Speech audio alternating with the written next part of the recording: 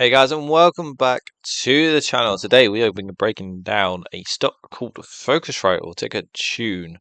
A company that's been absolutely hammered over the last few years. The stock is down more than 80% since 2022. But the latest half-year 25 results show the first signs of life. But the big question that people have asked, especially Joe Easy, who's commented in multiple videos asking me to cover this. So here we are. Is this a turnaround play or a value trap?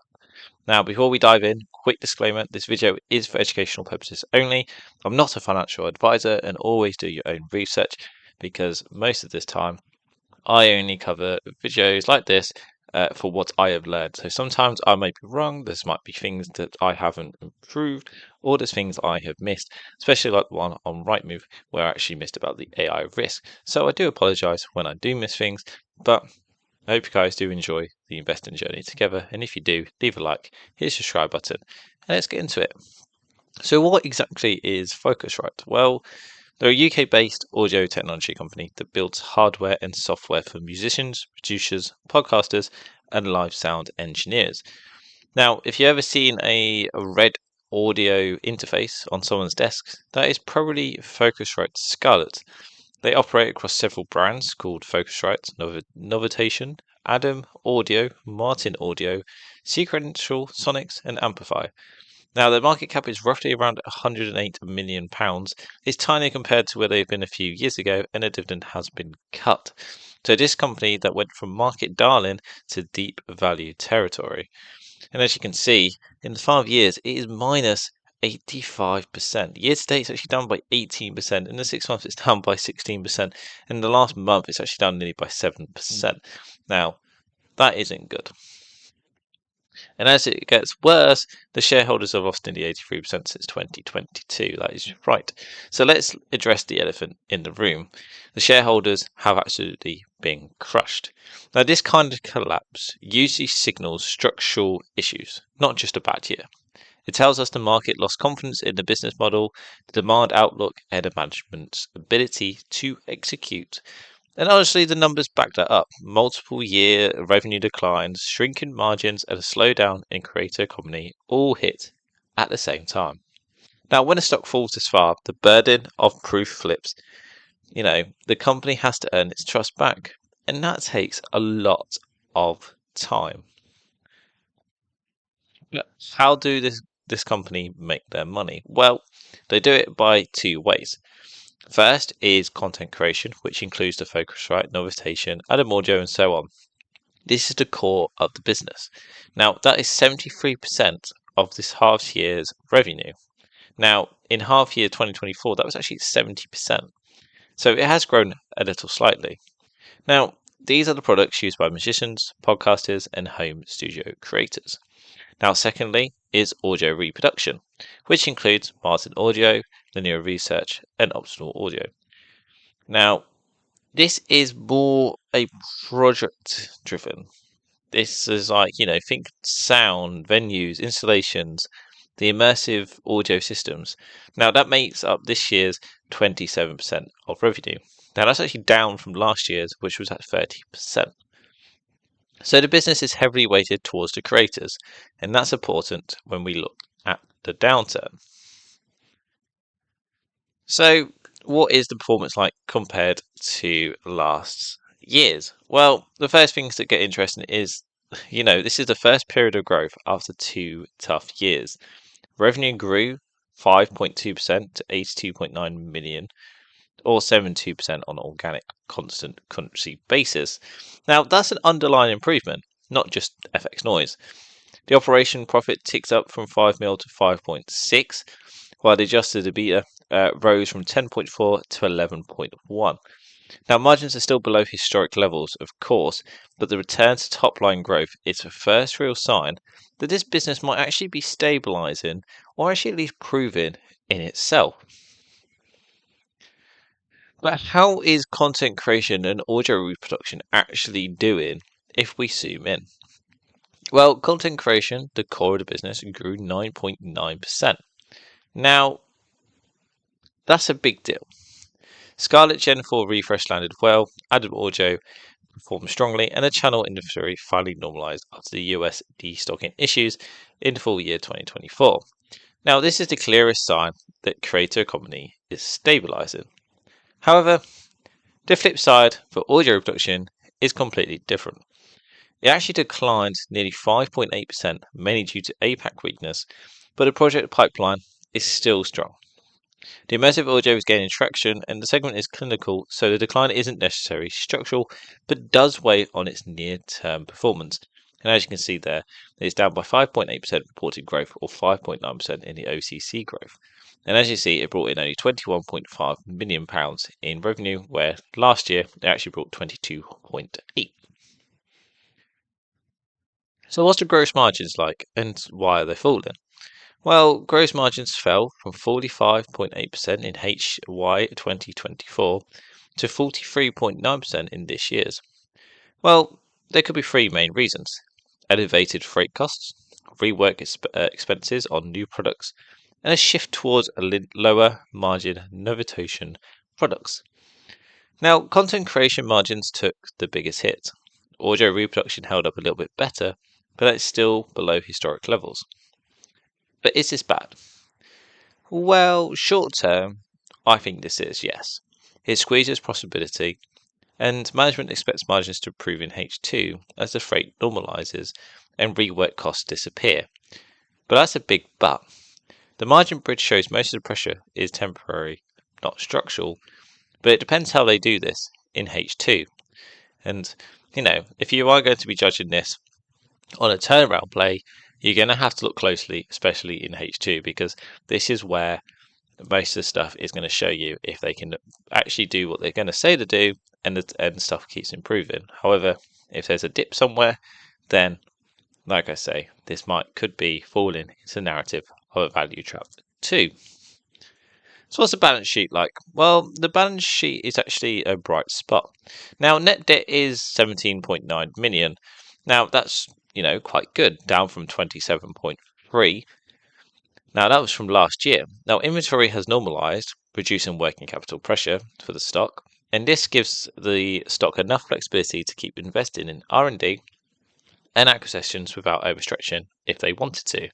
For a company in the turnaround mode, a stable balance sheet is essential, and I think on a close look, they've actually got one. Now, like I say, the debt is falling. Net assets, okay, a little bit falling too. But, from the way it look it is, they're trying to improve the debt. They are trying to increase their cash flow. From just a quick look, they could be on something here. And getting onto cash flow, this is where it is my gem. This is my bit that I love quite a lot. Now, cash flow improved significantly. Operating cash flow strengthened thanks to low inventory and better working capital management. Free cash flow also improved, giving the company more room. And cash flow is trending upwards as a key part of any turnaround story. And it means that if they keep doing this, it's going to be moving in the right direction. Because as we can see here, in the full year 2024, they're actually at 4.6 negative of free cash flow. In the half year 2024, they're actually negative by 20.9. But this year, they're actually negative by 2.3, which means they actually grew their free cash flow. Now, that is the outflow of free cash flow, of course, but that means they're less spending on the cash flow side. Now, as we can see here, we have a few little notes. Now, the dividend, they're going to maintain it at 2.1 on the prior year, so it hasn't grown, and it did cut. They also invest in 6.9 million. They're going to do 5.5 million investing for future product roadmap and expect it to continue at this level. And of course, the cash flow outflow is at 2.3 million due to increase in working capital from inventory build, and working capital expected to reduce in H2 as stock winds down, resulting in a slight inflow in this year.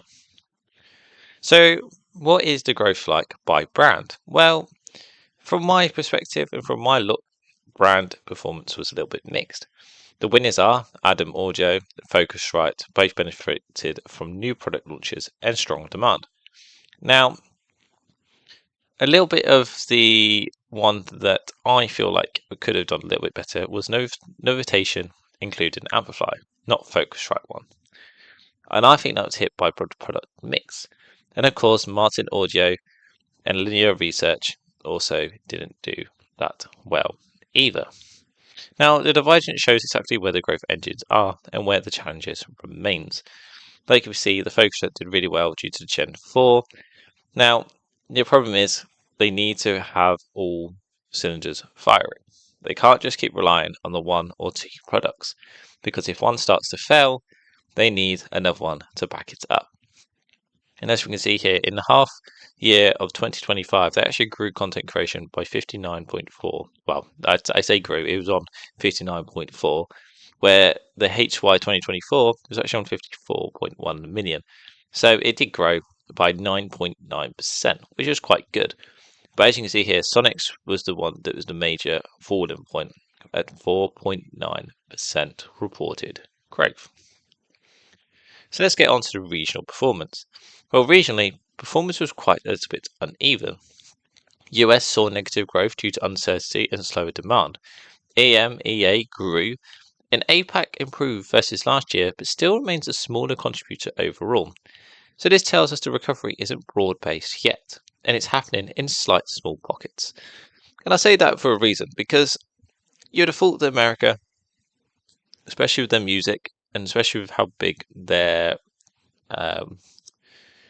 take on products like this, and I'm quite surprised that they actually did fall by 2.6%. Now, of course, it is due to tariff offsetting destocking. Then the uncertainty in the region did cause that problem, especially in H year 2025. It was actually at 24.4 million, where the year before it was actually at 25.1 million, which is a minus 2.6%. Now, of course, EMEA grew by 19.5% and APAC grew by 26.9%. So how are they actually getting their products sold? Well, they sell through retail and e-commerce distributors and direct channels. Now, half year 2025 saw stronger performance in retail and e-commerce. As channel inventory normalized, their performance was mixed, but the company continues to strengthen relationships and expand direct to consumer capabilities. And with that, they actually outperformed in their category across multiple distributors like Amazon, Sweetwater, and Foman. I think that is Foman or Foman. As you can see here, they dominate the top audio rankings for audio interfaces and consistently in the 3 to 4 monitors in top 10. In Sweetwater, they have 4 to 5 most popular audio interfaces and 2 of the 6 multiple studio monitors.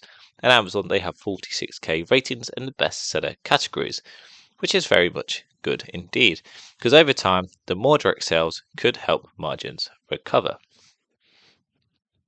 So, what do I think? Well, is this a turnaround play or is this a value trap? Well, I have a balanced view. I couldn't really put my finger on it, and if I couldn't put my finger on it to show a clear outstanding, to me, this isn't a stock to invest in, or at least it's one to watch for now. Now, there are a few turnaround signs, like the revenue growth for this year, strong content creation rebound, improved cash flow, the normalized inventory, solid balance sheet, and a strong product pipeline. However, there's just too much risk to it. Margins are still below historic levels, the tariffs remain unpredictable, audio production is soft, and recovery is uneven across regions. This is a real but fragile turnaround, if you want to put it. If you really want an answer, it is a real but fragile turnaround. The early signs are slightly positive, but the execution remains in H2, and if I was going to invest in this stock, I will wait till then. This will determine whether this becomes a sustained recovery or it slips back into the awful stock that it has been, losing money to shareholders, and it will probably go into the value trap territory. But if it was me, I would wait till H2. So I hope you guys did enjoy this little stock analysis breakdown, and make sure you do follow more portfolio updates for stock analysis, and drop a comment down below. Is this stock on your watch list, or is this still too risky for you? And if you have a stock that you want me to cover, then of course comment down below as well.